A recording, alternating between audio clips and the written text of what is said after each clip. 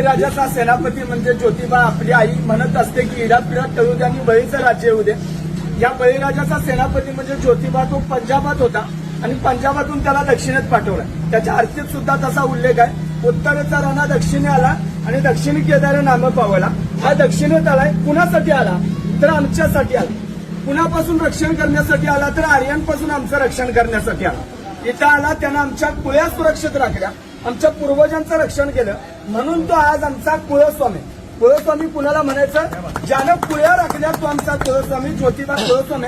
त्याची शासनकाठी म्हणजे फक्त एक लवाजमान आहे तर ती त्याच्या सार्वभौमत्वाची आणि त्याच्या विजयाची निशाणी.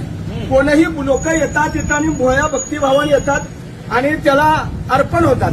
महत्वाचा मुद्दा असा की या बळीराजाचा सेनापती ज्योतिबा, त्याचे 7 भागातले खंडणी वसूल करणारे अधिकारी म्हणजे खंडोबा, शेतातला महसूल गोळा करणारे अधिकारी म्हणजे म्हसोबा आणि इथनं कोकणात ज्यावेळी माल घेऊन जायचे लोक त्यावेळी जर ज्योतिबाला टॅक्स दिला नाही तर ज्योतिबाला खेटे घातले जायचे.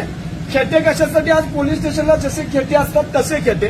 आणि आज आपण वेगळ्या कारणाने खेटे घालतो, माझी नोकरी लागू दे, मला मूल बाळ होऊ दे, त्याच्यासाठी नाही. हा ज्योतिबा आपला पूर्वज आहे ज्याच्या पाठी मग बा म्हणजे भैरोबा, मसोबा, बिरोबा, खंडोबा, चाकोबा, सवोबा, नाईकबा, ज्योतिबा, विठोबा आणि ज्याच्या पाठी मग आई, मर्याई, मसाई, टेमलाई, तुळजाई, जाकाई, जोकाई, रखमाई ही आमची आई आणि आमचे बाप हे आमचे पूर्वज आहेत आणि ही आमची दैवत आहे.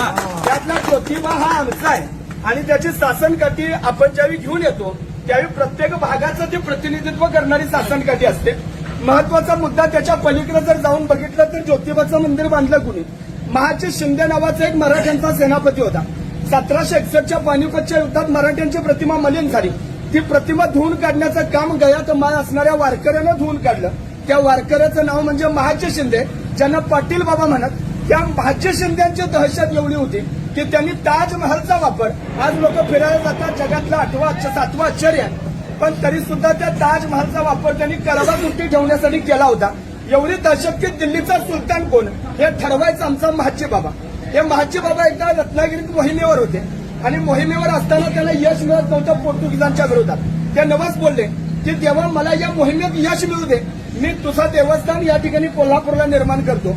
आणि म्हणून रत्नागिरीतला देव म्हणून या गावाचं नाव आहे वाडी रत्नागिरी. रत्नागिरीतला ज्योतिबा इथं येऊन बसले. ज्योतिबा हे या गावाचं नाव नाही, ज्योतिबा हे या देवाचं नाव आहे. ज्योत म्हणजे जोत आहे, ते जोत म्हणजे नांगर. हा शेतकऱ्यांचा कष्टकऱ्यांचा राजा आहे. म्हणून याला तुम्ही आम्ही भोळे भाविक बघत आहोत.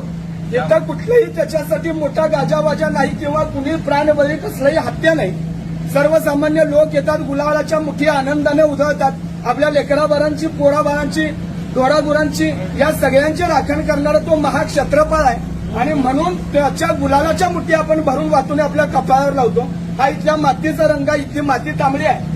ही तांबडी माती म्हणजेच ते गुलालाचं प्रतीक आहे. म्हणजे आपल्या देवतांचं एक स्थिरीकरण आहे. कसं आहे तर कुणाचा गुलाल आहे, कुणाचा बुक्का आहे, कुणाचा अष्टगंध आहे, कुणाचा भंडार आहे, कुणाचं चौंड गाय वाजवायचं, कुणाचं पकवाज आहे, कुणाची दिमडी आहे, कुणाची ढोलकी आहे, कुणाचा उदो आहे, कुणाचा चांग भला आहे. तर चांग भला म्हणजे काय तर पंजाबात एक शब्द आहे चंगा भला.